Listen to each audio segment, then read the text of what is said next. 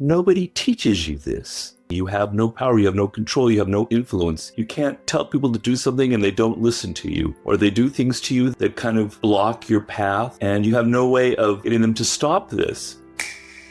You're never going to get anywhere. You're going to always be looking for things to blame. You're never going to grow, you're never going to develop. Every time something bad happens, you look inside of yourself and you go, that person manipulated me and did all kinds of damage. What is it about me that allowed them into my life? That feeling of powerlessness is something that human beings cannot endure very well. If you feel powerless for very long, something's going to warp inside of you, developing inside of you deeper and deeper and deeper, and you're not going to have control over yourself. So power is the first sense of control is over yourself, over your emotions, so that you're not always reacting and getting angry, so that you have a little bit of detachment. So when it comes to those situations where you need to move or influence people like your children, your spouse, your colleagues, your boss, you're able to step back and think and go, what is it that will actually move that person in the direction that I want?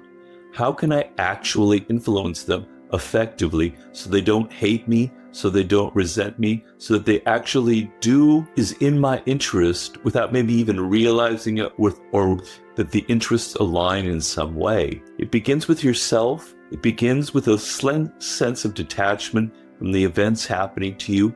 And it's the ability to strategize and think in each situation in life, this is a move that will gain me a little degree of control over events. You can never, ever have complete control. Life happens, things happen, pandemics happen, black swans happen. You can't control everything, right? But that little bit of margin of control is enough to kind of help you glide through life a little bit more smoothly.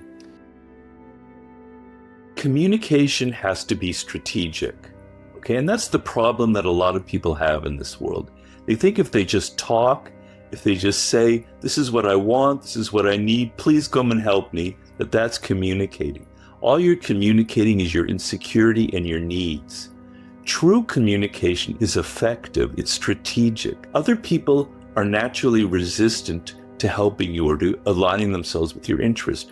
Everybody has their own problems. In the world today, we're all stressed, we're all working too hard, we never have enough time, right? You talk to me about what you want, okay, I'm kind of half listening, but you're kind of irritating me because you're just spewing things from your side, right? True communication is take that step back and you put yourself in the other person's shoes, right? You get out of your own head because you're so self-involved that you don't realize that your words are just landing nowhere.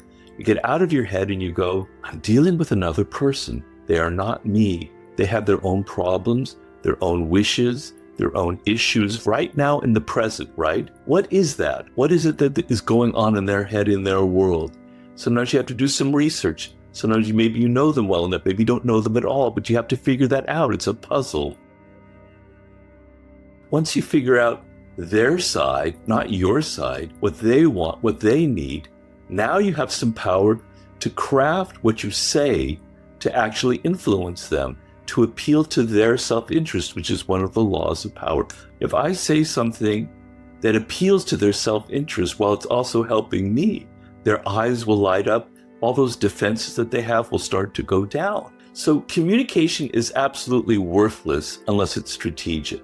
The natural tendency for a human being without self-control is just to spew words, just like verbal diarrhea.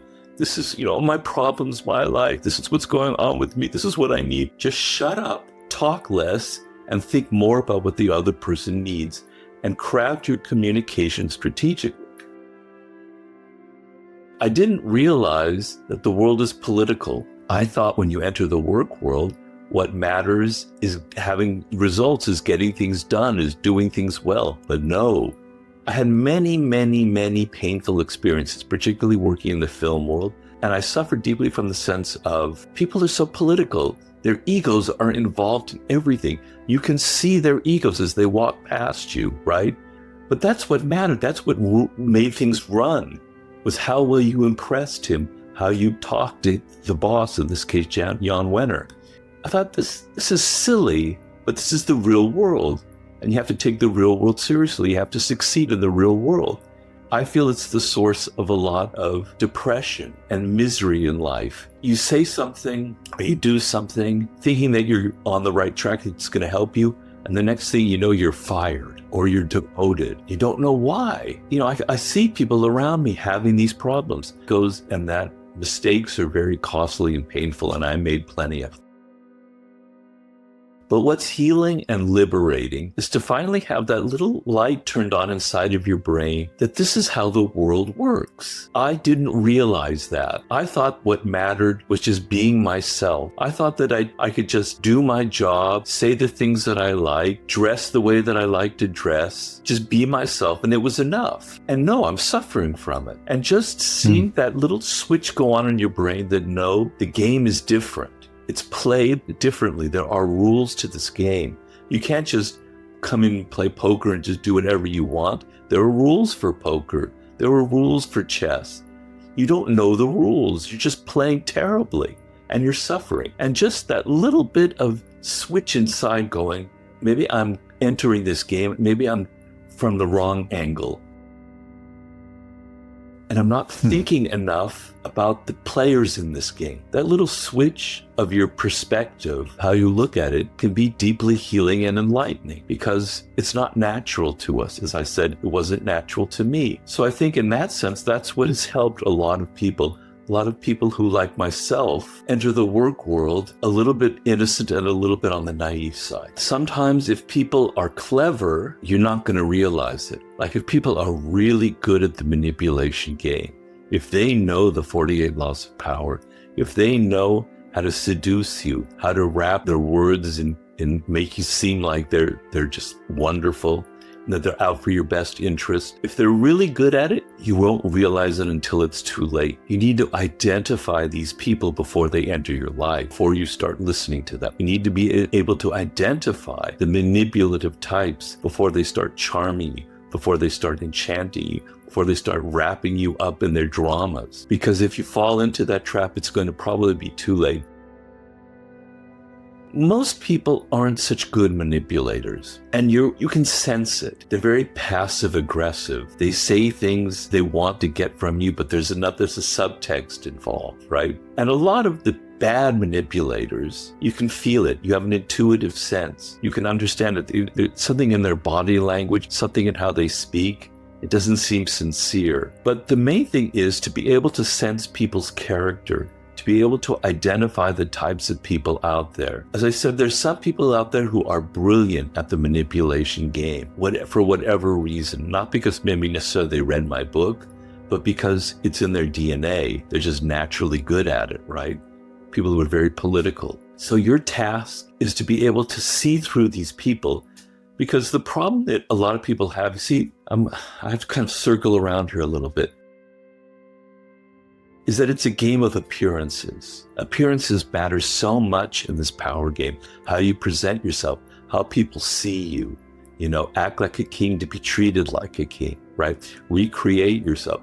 Your appearances is what people are judging you by. So at the same time, you have to control your appearances so people see you as powerful, but you have to see like a laser through other people's masks, through other people's games that they're playing, through the appearances they're trying to create.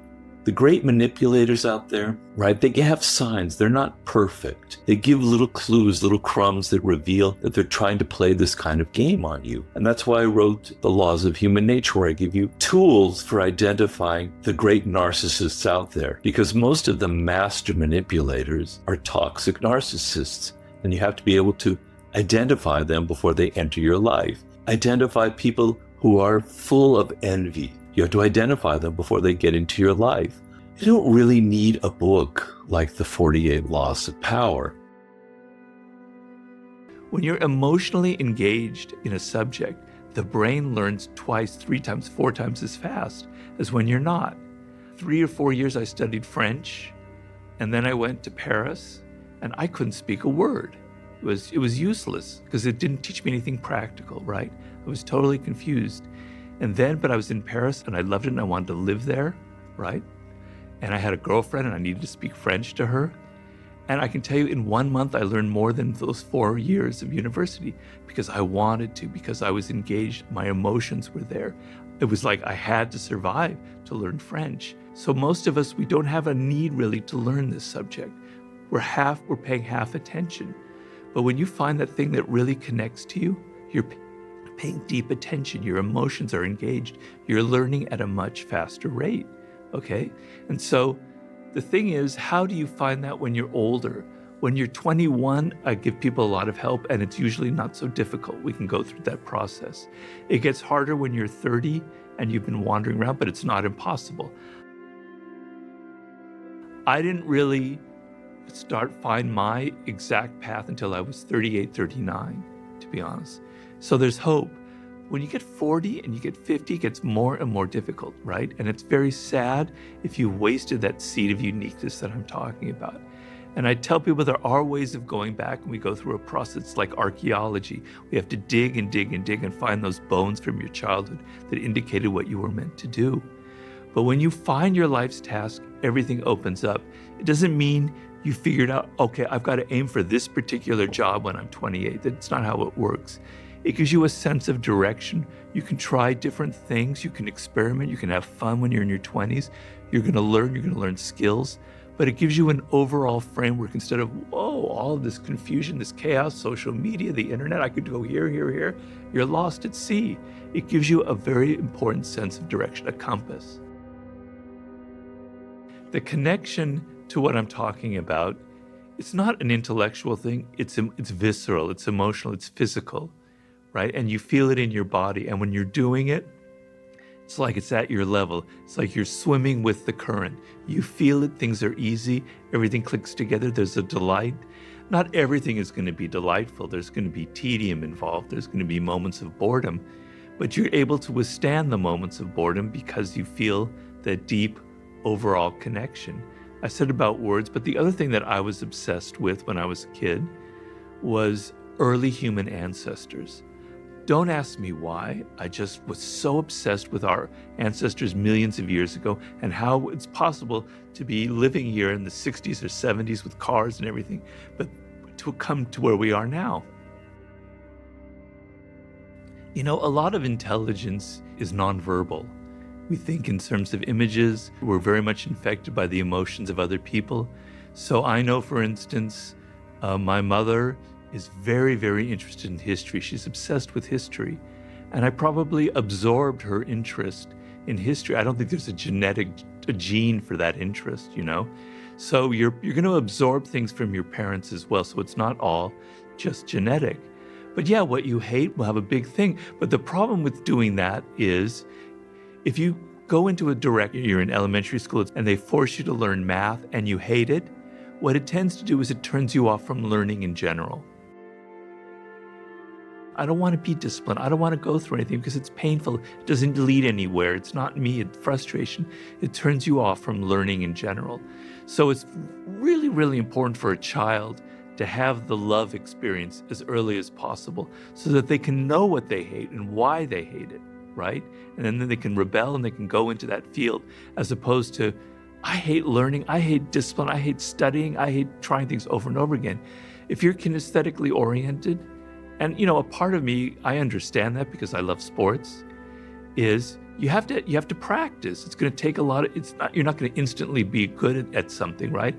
And that's going to require a love of it, right? But if your math experience, because I hate learning shit, it's going to transfer to sports. You're going to hate discipline in general. So it's very important for parents to let that child have at least glimmers of that love moment. I know for me, when I finished college and I entered the work world, I had to get a job. I worked in journalism. I hated it. I hated working for other people. I hated office politics. I hated all the egos. I hated the smarminess. I hated the lack of quality. It was all just about, making money and getting things out there. And then I worked in Hollywood. I hated Hollywood. I hated working in Hollywood. That formed me very much, made me go in the direction that I went in, but only from the basis of I knew that I wanted to be a writer. So, that's very important, that it's not just hate. It can form you, but there also has to be that positive, deep emotional love of something that also is grounded in you in some way.